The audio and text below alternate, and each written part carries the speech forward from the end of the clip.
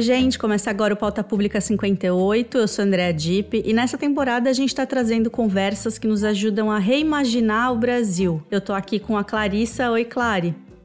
Oi, Dipp. Oi, você que tá aí nos ouvindo. Chegamos em fevereiro com questões que vão bem mais a fundo do que a discussão de se é bloco ou bloquinho. Infelizmente, no Brasil, a gente não tem um dia de tédio, parece. E bem por isso, hoje a gente vai conversar com o Thomas Trauman, que é jornalista, assina uma coluna no Poder 360 e outra na Veja, e escreveu O Pior Emprego do Mundo, que é um livro que conta a história dos ex-ministros da Fazenda do Brasil.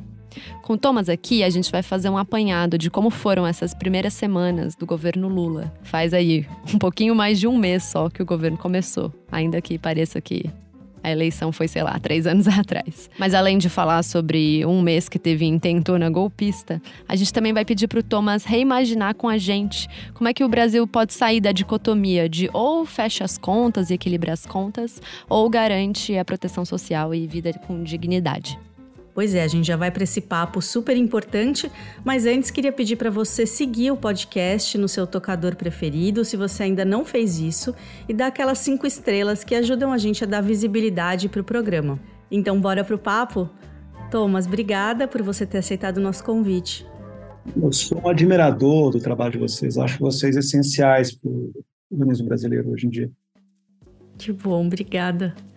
Eu vou começar então aqui. Thomas, você escreveu um artigo dizendo que janeiro durou um ano, né? E que ainda assim a popularidade do Lula não mudou, nem para melhor e nem para pior. Você pode falar um pouco sobre esse mês que durou um ano e por que você acha que isso não teve impacto na popularidade do Lula? Então, eu acho uma coisa muito interessante mesmo, porque se a gente for olhar para trás e começar a contar as coisas que aconteceram em janeiro, a gente se perde. Teve primeiro a posse do Lula, com todo o seu simbolismo, com a diversidade que foi aquela subida na rampa, que foi histórica, não há dúvida sobre isso. Posses de vários ministros extremamente simbólicas, também pela sua novidade, pelo seu caráter completamente distinto do governo anterior. E daí, logo na primeira semana, você tem o 8 de janeiro, que foi uma intentona. Não há dúvida nenhuma disso. Ou seja, foi uma tentativa. Não foi uma tentativa de golpe de Estado com tanques na rua. Não foi. Por quê? Porque as coisas, nem tudo tem um script, tem um manual como isso acontece. E a partir daí você tem uma série de outras coisas que aconteceram, quer dizer, vindas muito do 8 de janeiro, mas a intervenção do Distrito Federal, a prisão do ex-ministro da Justiça do Bolsonaro, ao início de uma série de informações que ligam a que tinha realmente um plano de se criar um tipo de um golpe ou alguma instabilidade institucional. Daí você tem uma coisa que, para mim, talvez a coisa mais importante que aconteceu em janeiro. Eu sempre digo, o presidente tem o poder de agenda. Isso é a grande função de um presidente. Ele tem várias deficiências, mas ele tem um poder de agenda. Quer dizer, no momento que o Lula decide ir visitar e mostrar as condições do povo Yanomami, isso é poder de agenda, porque isso não estava nos jornais, que isso, logicamente, quem lia a pública já sabia, mas para os públicos dos veículos tradicionais, isso não estava na lista, e de repente está, porque o presidente está lá, isso obriga todo mundo a enviar suas equipes, etc., gastar dinheiro, ir até Rondônia, fazer um investimento mínimo para demonstrar que uma coisa extremamente grave estava acontecendo há muito tempo e que não estava se dando a importância devida. Além disso, você tem aí todas aquelas... O mercado sobe, o mercado desce, o mercado fica nervoso, o mercado fica, estressa. Você tem lojas americanas, a quebra dos maiores redes mais tradicionais do Brasil. Isso tudo em janeiro, que é um mês, em geral, que todo mundo está se preparando para o carnaval, não acontece nada. E mesmo assim, quando você olha as pesquisas, não mudou nada. E aí vem uma tese que eu e um amigo meu, o cientista político Felipe Nunes, estamos desenvolvendo. A gente deve lançar um livro, a gente tem que entregar o livro até 15 de março, né? A gente está enlouquecido nisso. É um livro chamado O País Calcificado, porque a gente acha que o que aconteceu nessas últimas eleições não é simplesmente a polarização normal, a polarização padrão que a gente via antes, PT-PSDB. É um negócio muito mais interno dentro das pessoas. A mudança não é simplesmente que as pessoas prefere votar no Lula, outro prefere não votar no Lula. Um gosta do Bolsonaro, não gosta. Não, são comportamentos, e esses comportamentos eles estão tão enraizados nas pessoas que elas não mudam de opinião, mesmo com essa avalanche de fatos.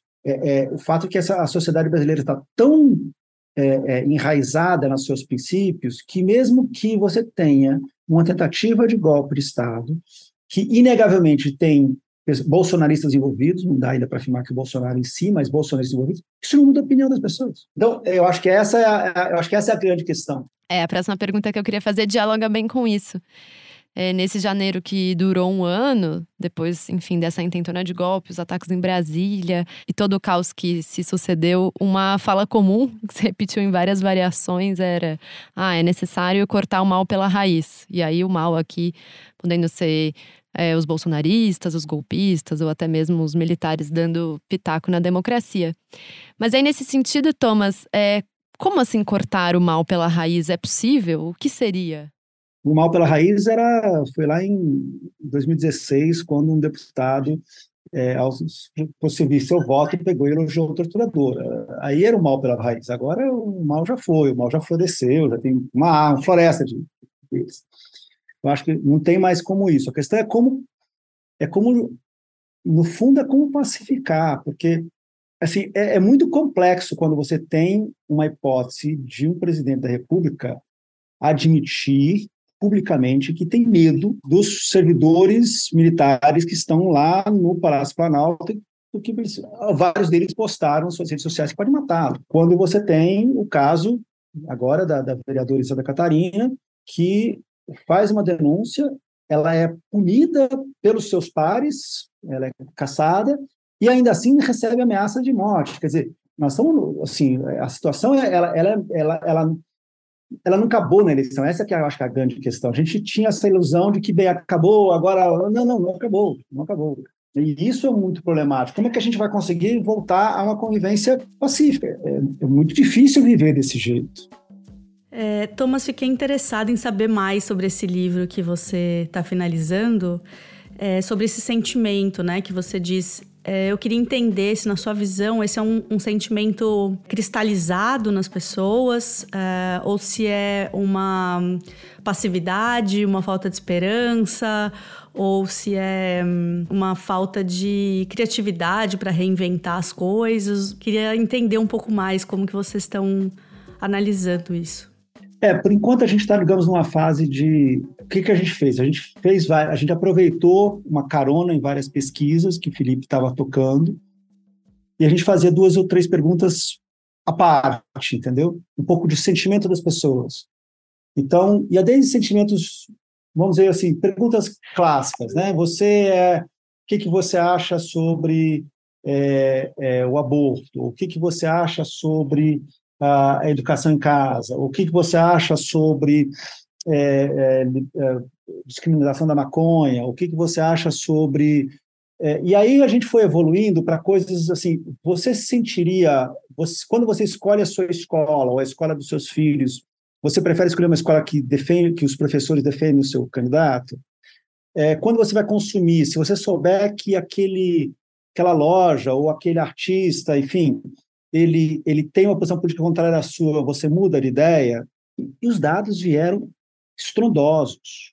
Assim, é um negócio absurdo, que a gente começou a ver isso, a última rodada foi em outubro, a gente vai fazer mais uma agora, mais estrondosos nessa questão de como que as pessoas falam, olha, você rompeu algum relacionamento durante a eleição? Quase 28% das pessoas romperam relacionamentos durante as eleições. Daí a gente pergunta, mas você acha que você vai conseguir voltar? Metade diz que não volta. Então, é isso que eu quero dizer, porque é mais do que uma sociedade dividida, é um negócio mais...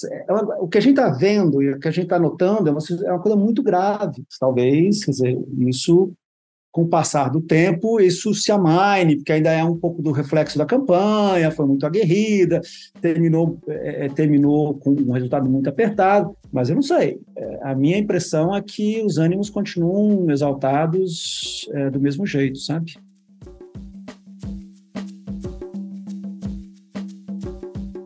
Então, Thomas, aí nesse país, assim, de ânimos exaltados e tanta disputa política, assim, cristalizada, e às vezes cristalizada até no lugar do afeto, né, do sentimento. É interessante isso que você traz das pessoas não falarem mais com adversários políticos.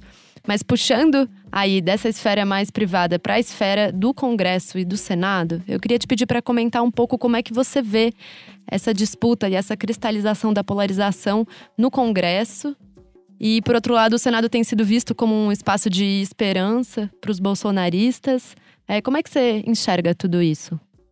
Eu acho que você tem toda a razão em fazer um destaque para o Senado. Porque o bolsonarismo ele é um movimento personalista, ele não é um movimento de partido, ele não é orgânico, como, digamos, os partidos de direita tradicionais do século XX.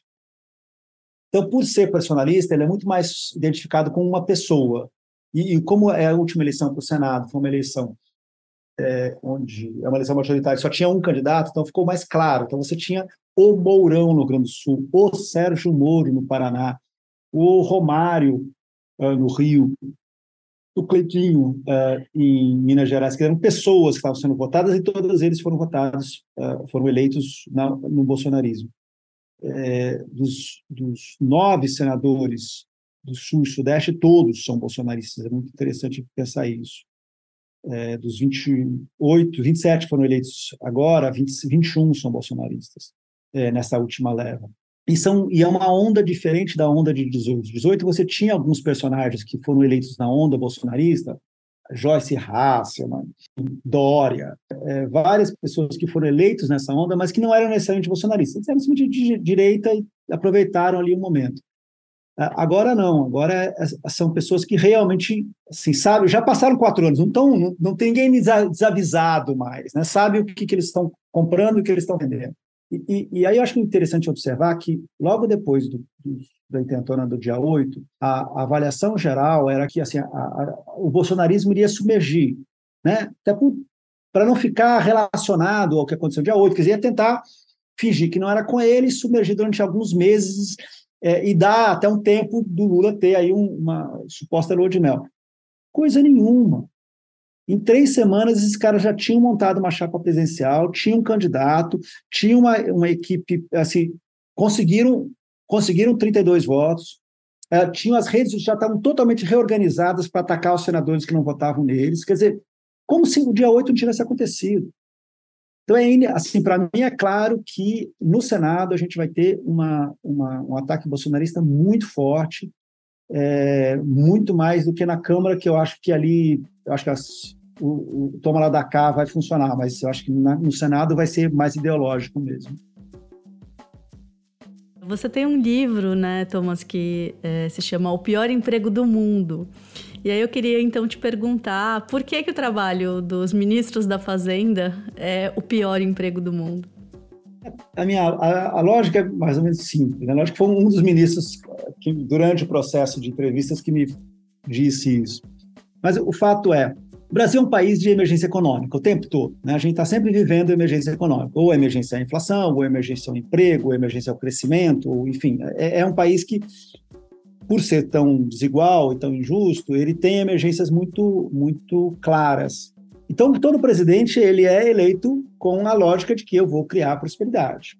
E ele, no momento que ele escolhe o ministro da Fazenda dele, ele está delegando parte do poder dele para essa pessoa. Ele concede um pedaço da legitimidade dele para esse ministro da Fazenda, para esse ministro da Fazenda entregar mais emprego, entregar mais crescimento, entregar menos inflação, enfim, qual for a emergência daquele momento. Portanto, toda a pressão para a qual o governo será julgado está na mão desse ministro. Se o governo vai dar certo ou não vai dar certo, tem coisas... Lógico que a gente analisa um pouco mais do que isso, não somos tão binários, mas você vai no fundo e fala, assim, deu certo ou deu errado, aquele tempo tinha inflação, não tinha inflação, aquele tempo o desemprego estava terrível, não estava... Quer dizer, isso é um fator fundamental na nossa decisão se o governo é bom ou se o governo é ruim. Só que a diferença é que o presidente fica. O ministro da Fazenda ele é demissível a qualquer momento. Então, ele tem todas as pressões do presidente, mas ele é demissível. Então, por isso que é o pior emprego do mundo, porque ele ele só tem os problemas, ele não tem a legitimidade que o presidente, em geral, recebeu das urnas. É por isso que eu criei essa analogia de o pior emprego do mundo. E aí, pegando esse gancho do trabalho de ministro da Fazenda, nesse país de emergência econômica, né, que você falou, e me chama muita atenção essa promessa de prosperidade. Quando a conversa chega na economia, de maneira geral, parece que no Brasil a gente vive na eterna dicotomia entre fechar as contas versus fazer políticas públicas que garantam um mínimo de dignidade, né, para a maioria dos brasileiros. E aí, aqui no podcast Pauta Pública, nessa temporada, a gente está fazendo um pouco o esforço de tentar fazer conversas que nos ajudem a reimaginar o país. E aí, nesse sentido, eu queria ouvir de você o que você acha, como a gente poderia reimaginar o país tentando sair desse labirinto de que parece que é sempre ou se equilibra o orçamento ou dá proteção social. Como é que você reimaginaria caminhos?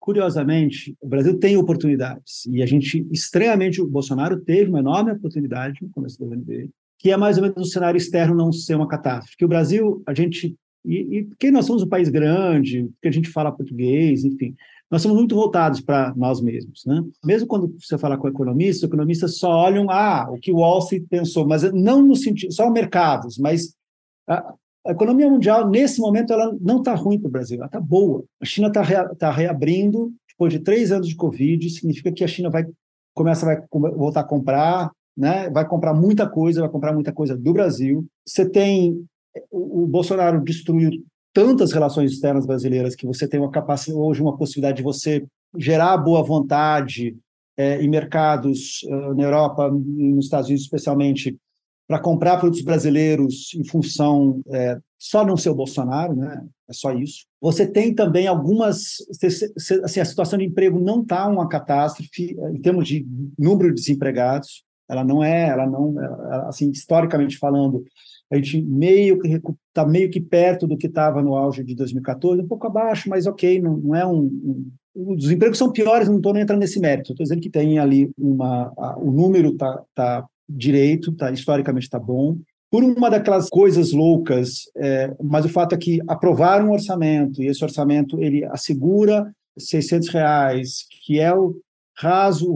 Se você conseguir colocar R$600 na mão das pessoas que precisam, você consegue dar um mínimo de as pessoas não passarem fome, e vão pensar que o PT fez nos 2 primeiros governos com muito menos que isso, eram $50 no início, o Bolsa Família. Quer dizer, você tem aí uma possibilidade. Eu não estou aqui querendo ser poliana, só estou dizendo assim, que existem condições dadas na economia que você consegue, no que está hoje, aqui, sem fazer grandes, com o orçamento que está aí, que já foi aprovado, sem gerar grandes distúrbios no mercado, sem Faria Lima cair, subir, enfim, você consegue fazer coisas, dá para fazer. Então, a questão é como fazer isso logo, porque tem gente que tem mais pressa que outras. Então, a questão toda durante a campanha, o governo se comprometeu a retomar o Bolsa Família e, com ele, os bônus para famílias que têm criança até 6 anos. Bem, quando? Durante a campanha, o governo assumiu o compromisso de fazer reajustes reais para o salário mínimo. Quando? Durante a campanha, o governo assumiu o compromisso de criar um programa de renegociação das dívidas das pessoas, enfim, era um programa chamado de desenrola ali. Tá, como que vai ser, quando começa, quem pode entrar, quem não pode. Quer dizer, eu acho que o diagnóstico do Lula, o diagnóstico que ganhou a eleição, foi o diagnóstico que nós temos políticas sociais urgentes que nós temos que fazer. Então, dê prazos. Mostra quando vai começar, diga, afirma, fala, eu vou fazer isso agora, vou fazer isso depois. Mesmo que você fale, isso aqui eu não consigo fazer, porque eu acho que isso também alivia um pouco até a tensão e a pressa de quem está esperando as coisas. Fala, olha, eu vou conseguir fazer isso nesse ano, e ano que vem eu vou fazer isso. São 4 anos de governo. Eu acho que isso também ajudaria um pouco a diminuir a tensão política, enfim. E aquelas coisas, fundo, as pessoas com o tempo vão perceber que, cara, o Lula ganhou e as igrejas evangélicas continuam funcionando, e que não tem kit gay nas escolas, e, enfim, que ninguém está comendo cachorro, enfim, todas essas coisas que a gente ouviu durante a campanha, mas a vida continua. Leitores são, em geral, pessoas muito, muito razoáveis quando você trata elas como adultos, sabe? Seria bom ter uma agenda. E há uma pressa, né? Sempre uma emergência. Exatamente. Porque as pessoas, no geral, elas não votaram no Lula para acabar com o bolsonarismo. Elas votaram no Lula porque a vida delas está uma porcaria e elas querem que a vida delas melhore. A nossa emergência hoje é social. Thomas, queria muito te agradecer pela conversa e dizer que a gente conta com você em próximos episódios aqui do Pauta. É muito bom poder conversar contigo. Tá bom, obrigado. Tchau, tchau. Este podcast é uma parceria da Agência Pública com a Rádio Guarda-Chuva. Jornalismo para quem gosta de ouvir. E o Afluente, podcast que é parceiro nosso na Rádio Guarda-Chuva, tá com uma temporada nova. No novo episódio, o Afluente traz o secretário executivo do Observatório do Clima, Márcio Astrini, e o cientista político da Federal do Amapá, Ivan Henrique de Matos, para conversar com a economista e pesquisadora da FGV, Tássia Cruz, e também com o ex-deputado federal pelo PT do Amazonas, José Ricardo. Nesse papo, eles analisam a representação política e os desafios da região norte nessa nova legislatura que foi eleita em Brasília. O avanço da direita é um fenômeno notável no Brasil e no mundo, e à sua maneira, a região norte do nosso país também acabou seguindo essa cartilha. Nos últimos 20 anos, chama a atenção o encolhimento da esquerda, além da média nacional, nas representações políticas da região norte. Esse é o assunto, então, do novo episódio do Afluente. Corre lá para ouvir.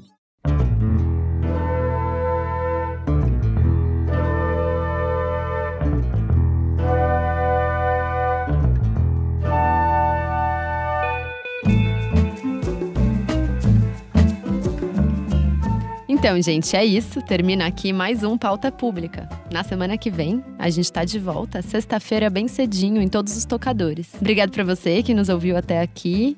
E vamos que o ano tá só começando.